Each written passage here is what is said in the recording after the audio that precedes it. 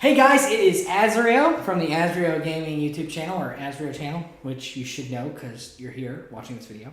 And today I am doing a PC build with the parts you see in front of me. And these are not my parts, these are my friend Steven's parts. He wants to get a gaming PC. And once he gets his video up on his channel, I will also be linking a card over in the corner for you to go check out his video. My first take, I forgot to say that, so I'm glad I remembered this time. But you'll see his video in that card. And then let me talk real quick about the parts that he has chosen. He asked me to help him choose these, and there were a bunch of reasons why we went with the parts we went with, so I'm going to go through those real quick. First and foremost, we have the Asus Gaming X570 Plus motherboard. This motherboard is X570, as the name implies, which is the newest, biggest chipset from AMD. Which is also going to be forward compatible to Zen 3 when it comes out. But right now we're with Zen 2, which brings us the CPU, which is the R7 3700X. This is going to be most comparable to what's going to be in next-gen gaming PCs.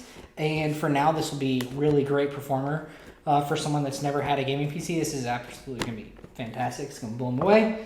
And then we'll come back to the GPU because this isn't going in the build. This also brings us to another reason for X570 is we wanted to get an NVMe or PCIe Gen 4 port. So we're going with an NVMe 1TB drive that is PCIe Gen 4. So this will be speeds that are similar to like PS5. Although we all know PS5 has the special I/O chips and stuff, but that will be a blazing fast NVMe drive. This is G.Skill Trident Z memory, RGB, and it is a Ryzen compatible memory, and it works with all of the fun little RGB stuff, and it is 3200 megahertz. That'll be really good for this build because we know Ryzen likes speed. We have a 2TB Seagate Barracuda. Try not to cover your ears. Because I crinkled that right into the microphone. That is for mass storage. It's just 2 TB for now, and you can always upgrade in the future. Right now, your SSD and your big storage are double of both my SSD and my big storage. So about 4 times of what I have too. It should work out great. Yeah. For the power supply, we have the ROG Strix 750 Gold, 750 watt gold, and we went with 750 watts because for these boards, the standard pin out or standard power pins for the CPUs on most motherboards is 4/8. On X570, it's 12. So you have to go at least 750, but this power supply is going to more than handle that. And then we have the H100i Platinum RGB Corsair all-in-one. And the reason we went with this was we were going to go with a 280 millimeter, or 280 millimeter with two 140 millimeter fans, but we're not sure it's going to fit in the top of the case according to Corsair's specs for the case. So we are going to just go with a 240 millimeter and see how it looks, and that's going to go on the top of the case. Which brings me to the case. The case is the Crystal Series 570X from Corsair, which is a great case with 4 clear panels, so every side is exposed, which means we're going to have fun with cable management. So that is all of the parts, and we'll be jumping into the build. Quick note from editor Azreow. I totally forgot a couple things as I was doing the intro. One, the capacity of the RAM is 32 gigabytes. Don't know why I skipped that, but I did. The other thing I skipped was I said we'd come back to the graphics card, and I didn't. That's because that graphics card is not going in the final build. Steven's RTX 2060 was delayed. I think he mentions it in his video. Nothing I can do about shipping, but that was a loaner GTX 1050 2 gig card. I bought that really cheap used, and it's a nice little card to throw in systems. So you'll also notice at the end that there is a 6-pin PCI Express power cord hanging off inside the front of the case. That is not an accident. That is there waiting for the RTX 2060 when it arrives. Make Steven's life a little easier installing it. So we took that into consideration. So anyway, that's my quick note, and back to the video.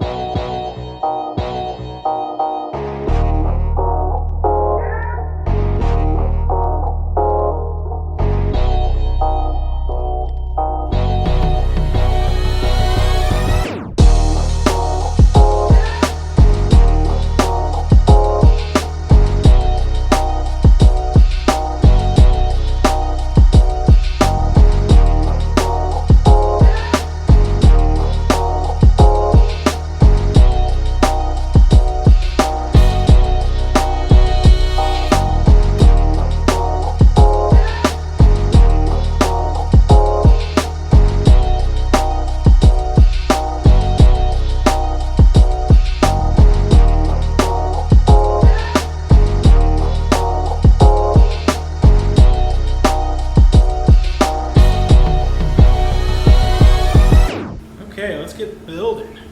All right, so what's the first thing we do, Adam? we're going to put the CPU in, which you picked up, which is good. Steven's had a little bit of prep time here. Yeah, a little bit. Tell him a little bit of things going on. Thank you, YouTube videos, for everyone going there. So. Yeah. Installing a CPU is very simple. You want to make sure that the lever on the motherboard is raised up. And then there is a little arrow on the corner on the, let me see if it's on the bottom corner. Yeah, it's on the bottom corner there. There's a gold arrow. And there's an arrow on the motherboard, which, yep, right there. And they line up together. Okay. And another cool thing about AMD sockets, which I told you about, oh, perfect, just close that lever, is most of the time the lettering on Ryzen sockets goes the same direction as the top of this. And I'm glad you said that because there's no way I would have known. The triangle is really hard to find. It's the triangle built in to the gray component here. So it's not a gold triangle, which I kind of thought there was.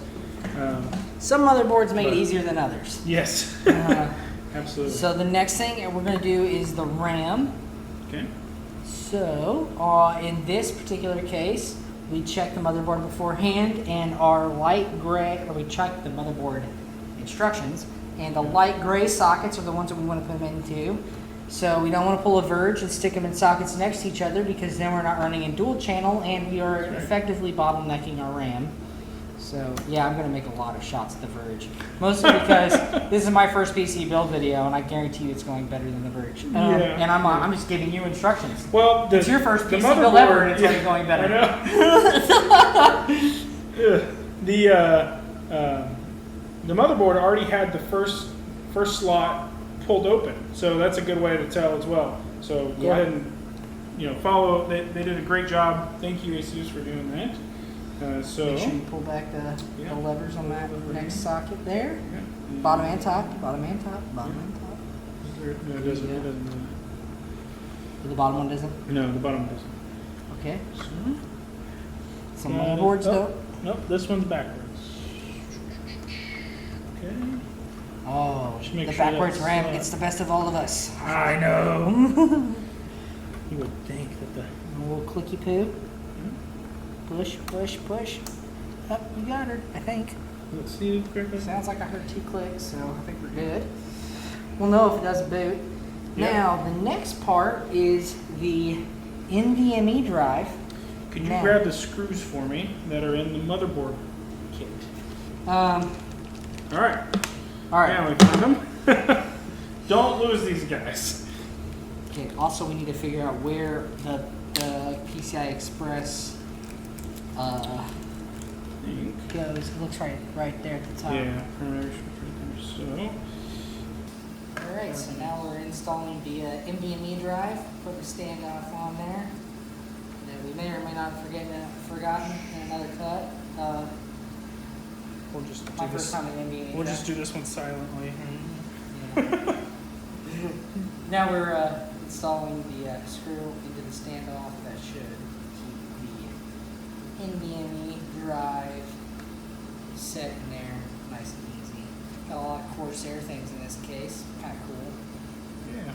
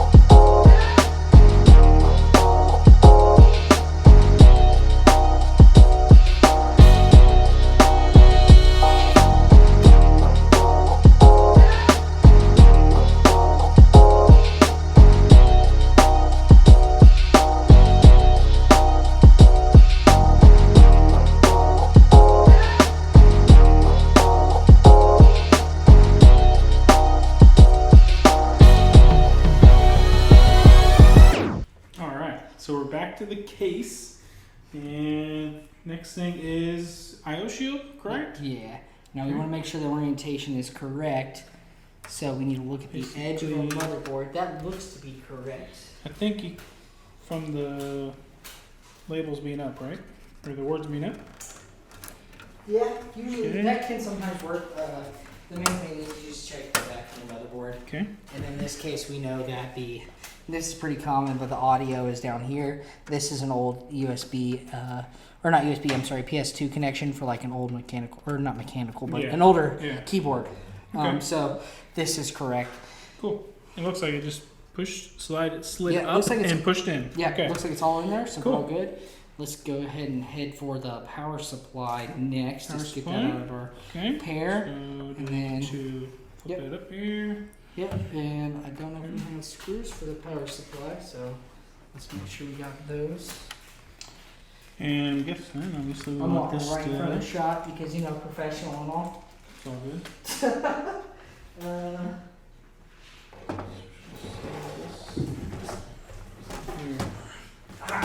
Now, Here's Adam, the power do we need any of that? You can't put this. We have rubber braces here. Yeah, If do you we put need any of those? Yeah, if you put it against the case, it'll electrocute or something your case, and then you'll be in trouble. Yeah. Okay. So it That's looks what like those there's rubber already stoppers are for. there's those anti-vibration pads that are already installed in the case. It looks like this case at least. Yeah. So big Yeah. question: fan up, fan down. I am a proponent of fan down, and the I reason would being, agree with that. the reason I'm a proponent for that is if you're going to put it on a shelf. Now, if you're putting it on carpet, then fan up. But fan down allows it to have its own intake and kind of sets the thermals of the power supply to its own little thermal environment. It's not going to be affected by the rest of your case, which is kind of nice. Cool. And also that fan is pulling air in and then exhausting it out the back of the power supply, which is where you're going to want to screw in now. And I'm not sure this is So you shot got here. me the. So right there is where you want to screw in the power supply, and then that's where it's exhausting the air. If you place the fan up, in your case, you're already going to have 3 exhaust fans with 3 intake fans, so you have a pretty positive pressure.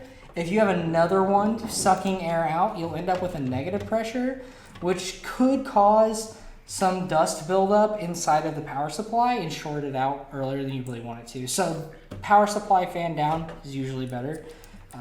And it allows you to give it its own like environment for airflow and things like that. So it's not competing for air from maybe the GPU blowing down into it and all that kind of stuff. So it's getting its own intake. Okay. Popping on right there.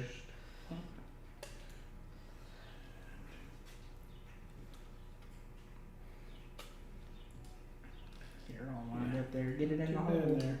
Get it in the hole, Steven. No. All right. No one of those kind of comments. It does stand it off a little. Okay. There we go. There you go.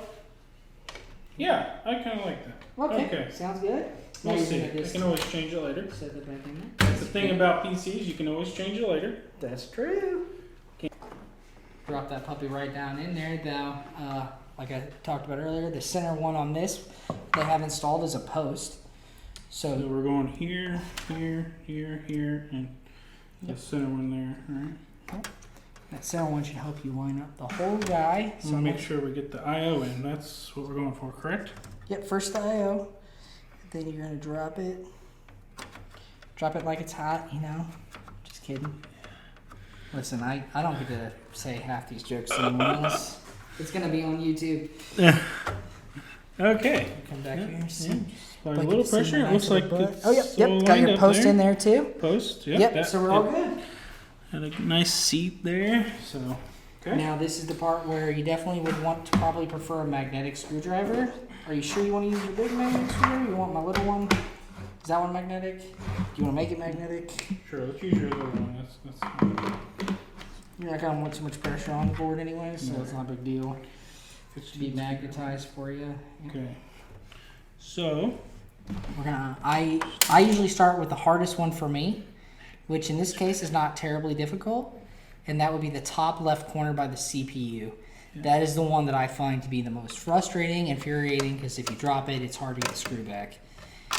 And I'm not kidding. I've shaken a case about 100 times before to get a lost screw out. Sounds about right. You're sitting there flipping the case upside down and doing this number, trying to get it out, and it's not working. Oh, geez. Oh, that was worried about it. So release that top part right now. And Yeah. we can go ahead and put this back on if you want to. Yeah. Ah, that beautiful magnetic strip. Make sure it's all the way in there. Oh yeah, looks good. There we go. Very good. Wow. Dude, Corsair made a very nice case with this one. We're back. We got it all together finally. Woo! This was Don't make that. Don't do that again. I'm so excited. This was really tough to put together because of all the pieces, but it wasn't terrible, but it was his first build, so teaching Yeah. him. Then he said he learned a lot, but I think he also knew a lot going into it. He watched plenty of YouTube videos. Watch more YouTube. YouTube is key. Stick around to these If channels. I'm staring down at the back of this case, it's because cable management looks really good in my opinion. So when you'll see all that in the B-roll at the end. But Steven is about to boot up for his first time, his first self-built gaming PC. Geez. Here we go. Oh boy! I think it's already powered on. You got it already? It's already powered on. I just fired it off. Wow! Get her! I just powered it off. Why? So that cut stunk. No, go. Turn it back on. There you go. Let's do this thing. That was already Click the button. Click the RGB button. on. Click the button. Click the button. Click the button. Click the button.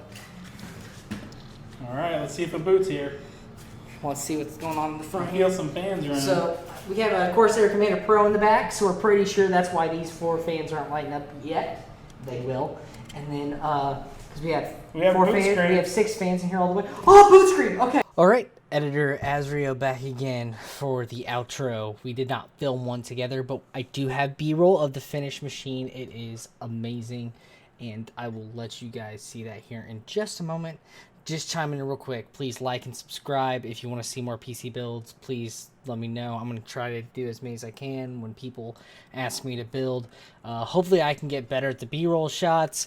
We were working with iPhones. I don't have a nice camera yet. That's why this is on a webcam, and I am pushing this puppy to its brink, let me tell you.